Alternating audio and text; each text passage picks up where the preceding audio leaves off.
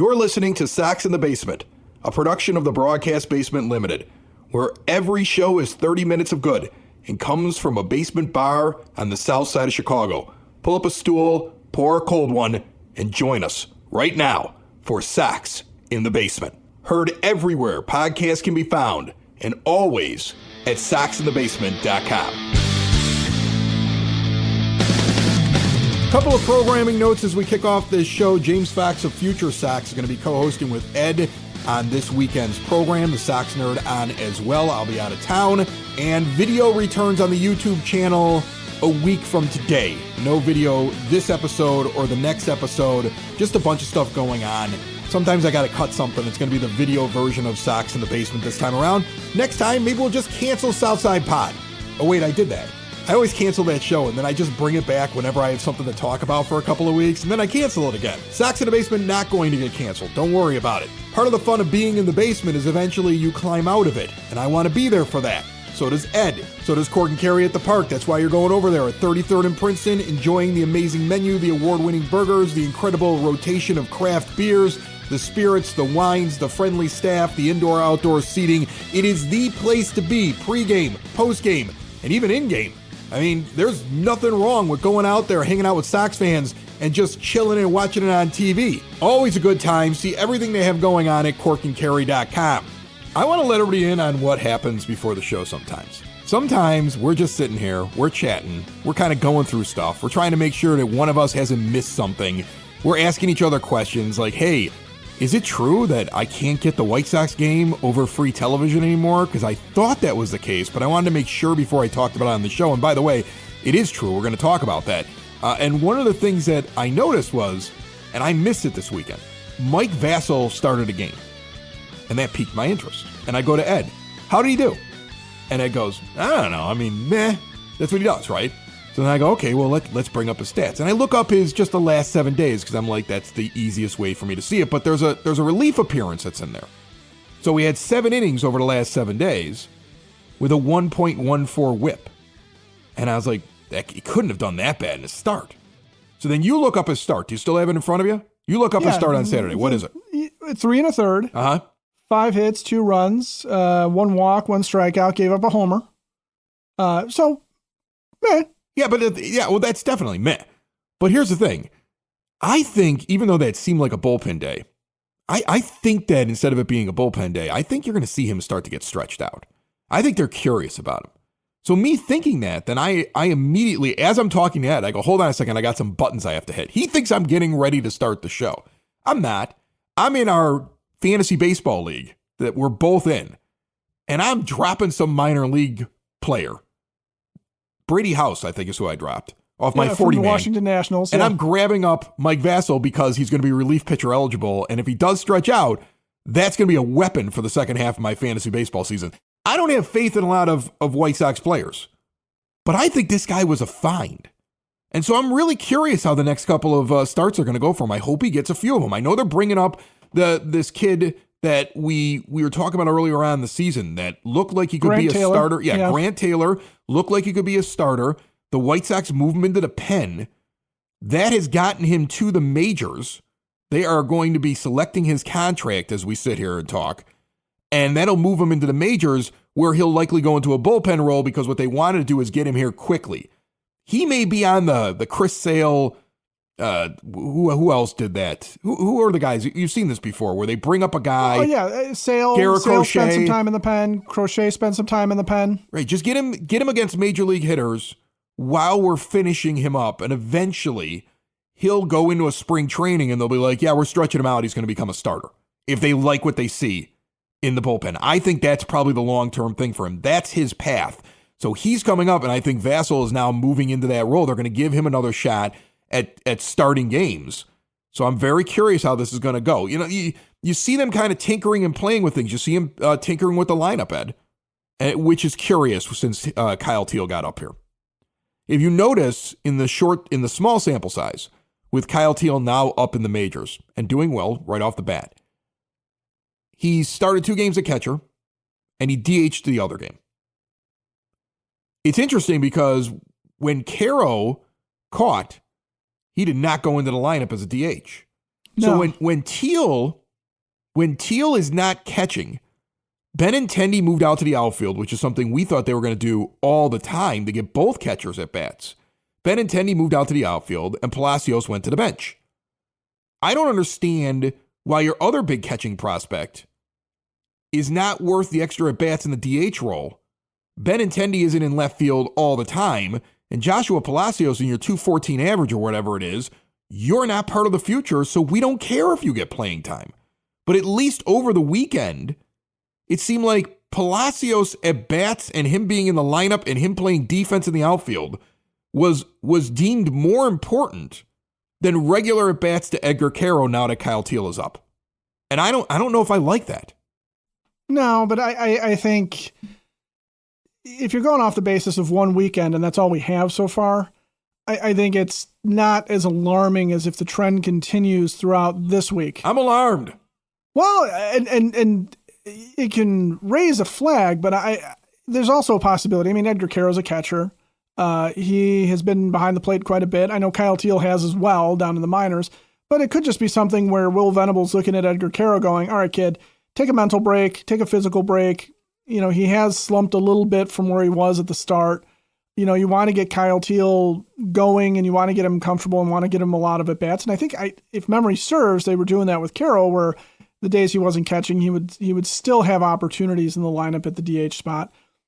I could be misremembering that, but I think if it lasts and it's Edgar Quero somehow is acting like a backup catcher, where the days that he's not behind the plate, he's just completely off, and Teal continues to play almost every day, then yeah, that would be tremendously alarming, especially if Edgar Quero's at-bats are coming at the expense of Josh Palacios, a nothing prospect who thus far in the majors has shown nothing and ultimately is not even the best part of your lineup if you're looking at what's available, because you're right, Andrew Benintendi's defense notwithstanding, having him in left, Robert in center, and Tauchman in right with both of your catchers on makes a lot of sense. Doesn't it?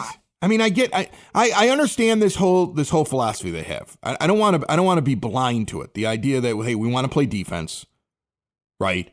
We want to make sure that we're playing the game the right way. It's all about getting on base. I understand their philosophy right now, but I feel like Quero, with him and the way he was performing in the minor leagues, and the fact you want him to continue to develop, and I know he's not tearing the world up, and he's been pretty middling, but he's a rookie who's in the major leagues, and it would seem to me that regular at-bats are beneficial. If you actually believe in the guy, regular bats are beneficial. If you're afraid of exposing him, then you would not put him in there on an everyday basis. And I wouldn't understand why they would be afraid of exposing him. I guess that's my thing. I want to see over the next week or so more of Benintendi's out and left because both catchers are in the lineup. I would rather have that happen than the other way around. Now, I know that there's also, like, if a catcher gets injured, I don't know who your third guy that goes in, because you really can't move the DH into the catcher position unless they've changed that rule. That's what they would have to do. Right. And you'd have pitchers hitting. You'd have pitchers hitting. Which is why... But in a season like this, where every game doesn't matter, I wouldn't be worried about it at all. Okay, well, your choice, Mike Vasil hitting or Vinny Capra hitting? That same thing. Right? Actually, I put money on Vasil at this point. Same thing. And Vasil, like I said, Vasil, look, until Cannon's back or another pitcher slides back into that rotation, give him as many starts as you can. I like that. But the Palacios thing, I don't get it. He made sense when you didn't have another option and you sat there and said, okay, this is the type of ball player that we want to have out there right now to fill space. But he's almost 30. This isn't a rookie you're developing. He's an old man. He's an old man in baseball terms. He is what he is. You got to play Benintendi because Benintendi's making $15 million. And if some team is impressed with what he does over the next month or two, and you actually want to move him, you can. Because look, Andrew Benintendi, I don't hate the guy, but I also don't see him long term. He doesn't play defense very well. He's up and down with the bat. He's all of a sudden a designated hitter. That was never what you intended him to be long term. So if for some reason something came along and they moved him, that's possible. You're playing Luis Robert Jr. somewhat. I mean, aren't they kind of benching him? You're seeing him get some days off here. And now he's back in over the weekend, but he had several days off. You're playing him because you're trying to find a way to move him. That's what you're doing. You're like, well, we gotta move him off of this team.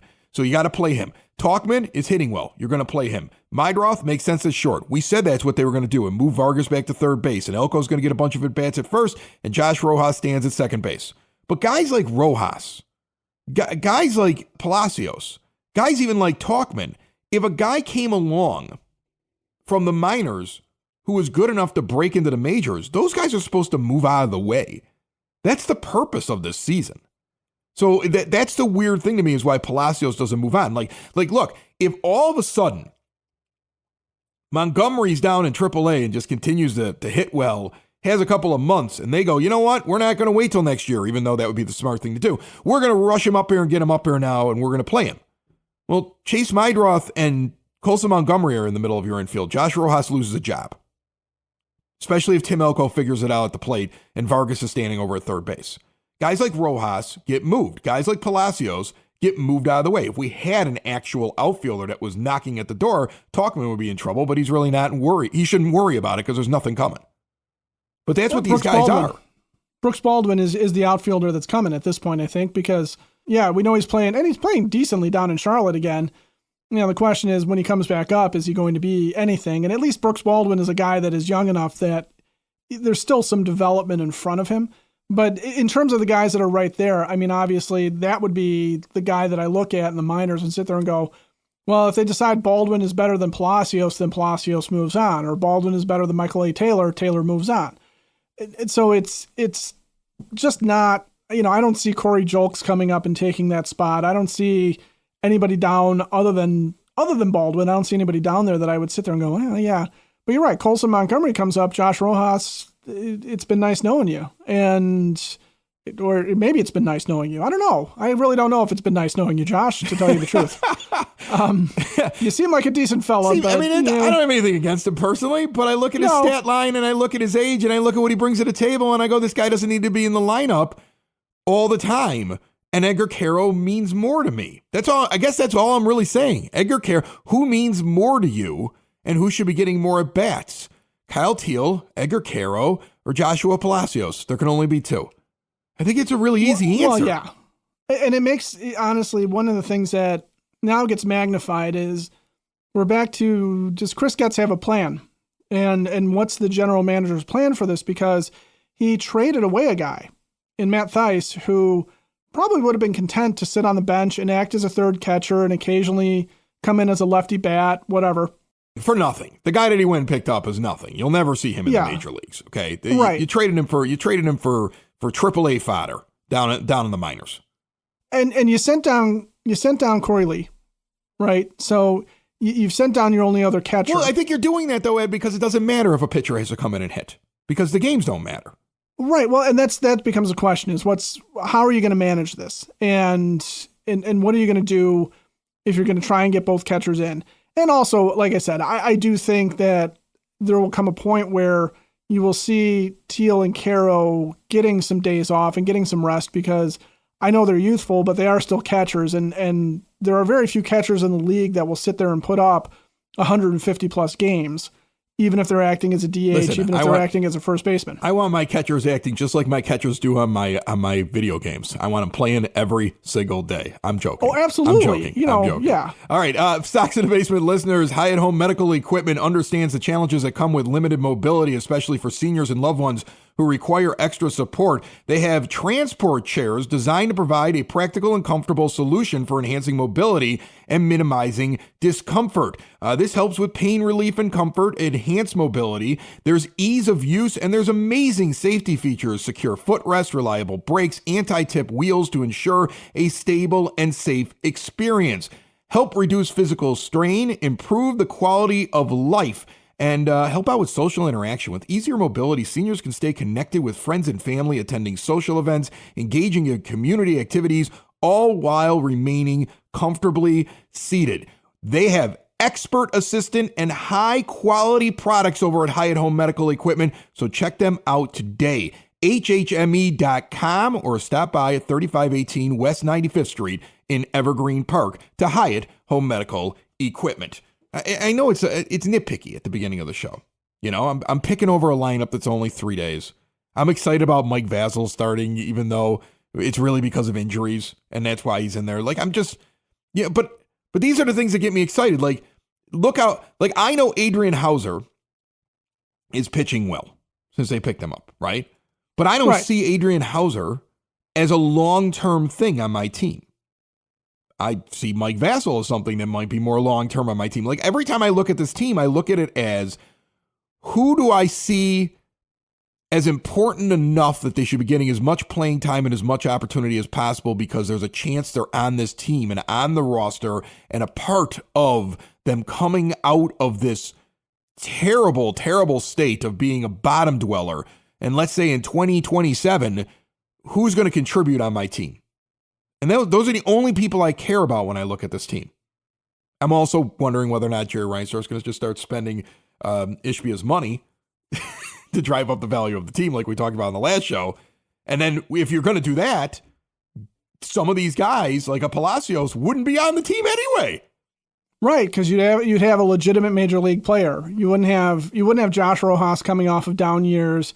You wouldn't have Michael Taylor making the team out of spring training on a minor league deal. Your top free agent pick would not be Austin Slater, who I continue to not really see in the lineup or doing anything. Well, think about what you'd have to do, right? Let's go into a fantasy world right now that I don't even know really exists, Ed, but it could exist. Okay, let's go fantasy land it is. Let's go into fantasy land for a moment here. All right. Let's say that now with this weird sale agreement and Ishbia money showing up this year to help with operating costs, that Getsy's told we want to make the team a little bit better. We're okay with spending a little bit of money. We want to vie for second place. Right. We really enjoy that crowd on Friday night. That wasn't really there for the team as much as the fact that it's a party on Mexican Heritage Night. Like, I saw their social media. They were like all excited about the crowd. The crowd wasn't there because the crowd was there for the promotion, more so than the game. There's some people that are there for the game, but that thing was filled because that's a party that night. Yeah, right? And I will say the team, the players that addressed, how the crowd was, and they liked it. Oh, yeah. And if they want that, they got to play well, and the team needs to invest money, and they need to put better players in. And then you know what would happen? There'd be more crowds like that. And you know what? Then you'd make more money, and then your team would be more valuable, and your attendance would be up, and you might be able to sell it for more money when you finally get around to selling these shares, unless they're locked in, which is the one thing we're not sure about. But let's say that it's beneficial, or even it is locked in, but Ishbia wants his team to start playing well, right? He's okay with adding things. What would you have to add next year? And I look at it and I say a little bit of investment, not like going crazy and raising the payroll to $200 million. I'm not saying that. Just not being a bottom dweller, right? You need a new outfield. You need a new outfield. That's all the way around. That's the glaring thing. You need a new outfield. Let's say that Montgomery actually becomes something down there. Let's say that just like with Miguel Vargas and me saying this guy's cooked, it worked out when he went down to Arizona. A year in AAA makes him viable. He comes up for his rookie year, and he's at least a replacement level or slightly better ball player. But you've got your future in the infield along with Chase Meidroth, who would come back next year. And Miguel Vargas is real, and he's still in your infield. And you got these two catchers. You got to find a new outfield. And if Elko doesn't work out, which I'm going to tell you, I mean, like, I really enjoy him down there. I'd rather see him than Vaughn, but I think you might need a first baseman.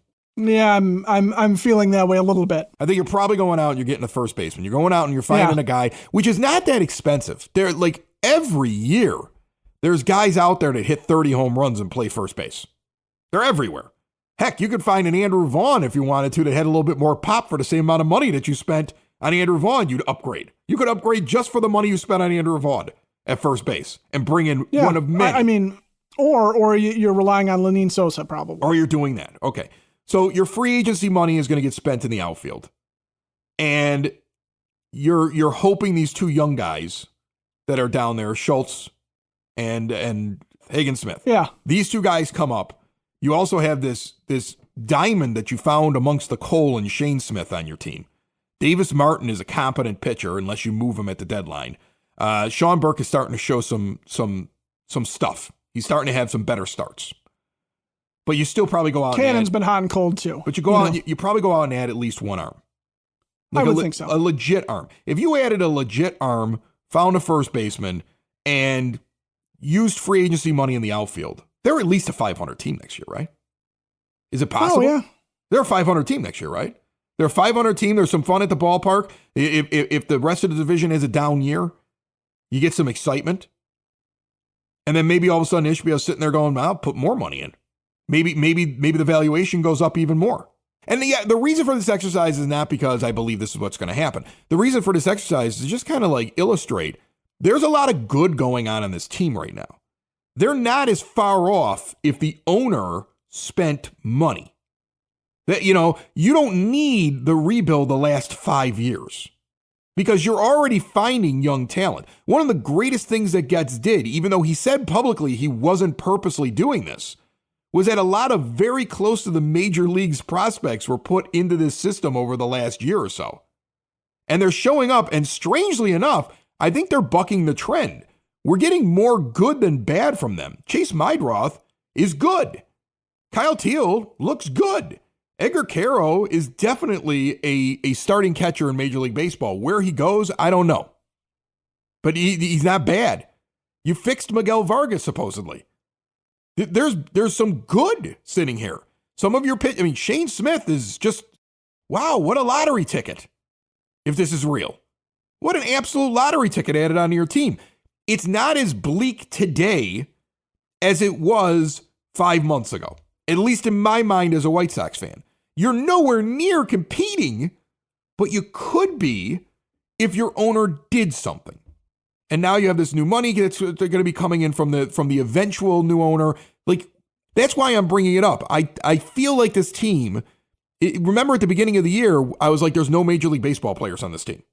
I can't say that anymore. No, you can't. You can't. And the good news is it's hard to find catchers, right? It is hard to find middle infielders sometimes. It is hard to find third basemen. Outfielders are the easiest thing. Outfielders and first basemen are the easiest things in the world to find in free agency. Yeah, outfielders, there's always more outfielders that are out there that you can tap into or that teams have a surplus of that you can find them. And you don't need three superstars either. What you're talking about is three guys that are better than Andrew Benintendi, right? Three Mike Talkmans in his current form would be lovely. Three guys who can actually catch the ball, can hit, 260 or better would be great. 20 home runs, maybe 10 to 15 out of a center fielder. That's a really solid outfield.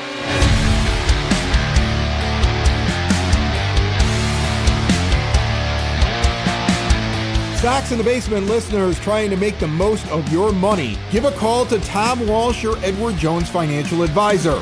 Located on the corner of 111th and Kedzie, but serving the Chicagoland area, Tom has a get-to-know-you approach and a do-the-right-thing attitude. He's been doing this for decades. It's all about knowing your options when you're investing and planning for your retirement. No matter what stage you are at, it costs nothing to check in with Tom. Give Tom Walsh, your Edward Jones financial advisor, a call today, 773-779-0023. Edward Jones, member SIPC. So you've got Benintendi, and you're going to move on from Luis Robert Jr. one way or the other. And I don't know that you're going to move on from him in a way that everybody wants in terms of getting something back for him. But he's going to be not part of this team. And then you don't really expect Brooks Baldwin to take one of the starting roles. Braden Montgomery will be here eventually, but there's not a whole lot that you're relying on in the minors with that. But if you have Benintendi and two guys that are at least a little bit better than him defensively and offensively, you can definitely be a 500 team. You can put together a competent lineup, all right? And all we're doing is looking for a lineup where you don't have guys hitting in the 100s come June. A lineup where you feel like at any moment somebody could do something. They could hit a double. They could hit one over the fence, especially at home in a ballpark that plays small during most of the summer. There's a lot of things that will probably be available to the White Sox should they choose to take advantage of it. What we don't want to see, I don't think at this juncture, is the Rick Hahn move of, well, I can't get the superstar I want, so I'm going to get the retread superstar, the big name free agent, And give him way too long of a deal. And put way too much money in a guy that's going to fail on me like Dallas Keuchel, or a guy like Yasmani Grandal that didn't have the track record that deserved the money that he got. Although I think most people were like, well, it's a pretty good pickup for the White Sox. So many outfield and first base took 1-year deals. Okay, or That's 2 years with an opt-out. And that was what the offseason was like last year. There was so many of them that were sitting out there that are competent outfielders and first basemen. So, I mean, it is something that's how you would look at it.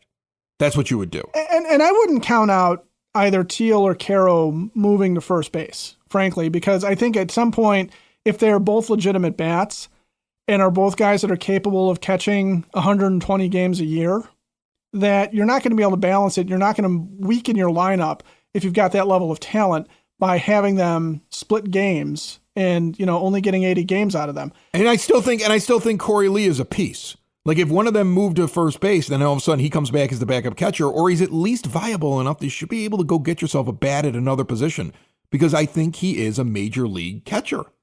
Well, tell me Corey Lee's not worth somebody's next up outfield prospect that they don't have room for on the major league roster. He's easily worth that. So when you figure out what you're doing 100%. With these guys, if you don't have room for him, that's one of your moves that you're making, is to add.